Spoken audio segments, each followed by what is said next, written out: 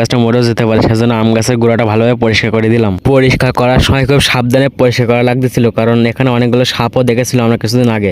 কারণ সারা মাঠ পানিতে ভেসে যাওয়ার কারণে সাপগুলো এখন উঁচু জায়গায় উঠে এসেছে, যার কারণে খুব ভয় লাগছিল। কিন্তু ভয় লাগলেও আর কি করবো, এখন পরিষ্কার তো করতে হবে, নাহলে আম গাছটাও মারা যাবে এবং এখানে ঘাসগুলো ভালোভাবে হবে না। আমাদের ঘাসের জমি থেকে মাত্র 3টে জমি নিচেই আকাশের পানি বেঁধে গেছে, সেজন্য সাপ পুকুর কিছু নিচে না থাকতে পেরে সব উপরে জমিতে উঠে আসে, এই কারণে বেশি ভয় হচ্ছে। আমাদের ঘাসের জমিটা চারিপাশ থেকে খুব সুন্দর করে ঘিরে থাকার পরেও কিছু ছাগল সেই ঘাসের জমিতে ঢুকে সেই ঘাসগুলো খেয়ে ফেলছে। সে কারণে আমাদের আরো ভালোভাবে ঘাসের জমিটা ঘিরতে হবে, তা নাহলে ছাগল ঢুকে ঘাসগুলো খেয়ে ফেলে পরবর্তীতে সেখানে ঘাস জন্মাবে না। এরপর ঘাস কাটতে কাটতে দেখে আমাদের অনেকগুলো ঘাস কাটা হয়ে গেছে। তারপর ভাবলাম যে বেশি ঘাস নিলে আমরা 3জনের গাড়িটা ঠেলে নিয়ে যেতে পারবো না, অনেক কাদা বলে।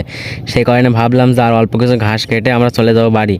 সেজন্য আমাদের সামনের এই লাইনটা কেটেই শেষ করবো ভাবলাম। আসলে এই ঘাস কাটা যে খুব একটা কষ্ট তা কিন্তু নয়, কিন্তু আমাদের ঘাসগুলো অনেক বড় মোটাও পেকে গেছে, সেজন্য ঘাসের গোড়াগুলো অনেক শক্ত, সেজন্য কাছে দিয়ে কাটতে অনেক কষ্ট হচ্ছে ঘাসগুলো। আর মাত্র 2টা লাইন কাটতে আছে ঘাসগুলো, তারপর আমরা কেটে নিয়ে বাড়ি চলে যাব। কিন্তু বাড়ি গিয়ে এগুলো আমাদের কাটা লাগবে না, কারণ আমাদের বাড়ি মেশিন আছে, সে কারণে আমাদের বাড়ির লোকজন সে ঘাসগুলো ভালোভাবে কাটতে পারে। আমরা শুধু ঘাসের জমি থেকে ঘাসগুলো কেটে বাড়ি পর্যন্ত পৌঁছে দিই, এই পর্যন্ত হচ্ছে আমাদের কাজ। তারপর এই ঘাসগুলো কাটা ও গরুদেরকে খাবার দেওয়া সব আমাদের পরিবারই করে। আমরা আর বেশি ঘাস কাটবো না, আমরা আর মাত্র 1টি বা 2টি বোঝাই কাটবো, কারণ আমাদের গাড়িতে আর বেশি জায়গা নেই, আর আমরা 3জন এই গাড়িটা ঠেলে নিয়ে রাস্তা যেতে পারবো না, অনেক কাদা এখানে।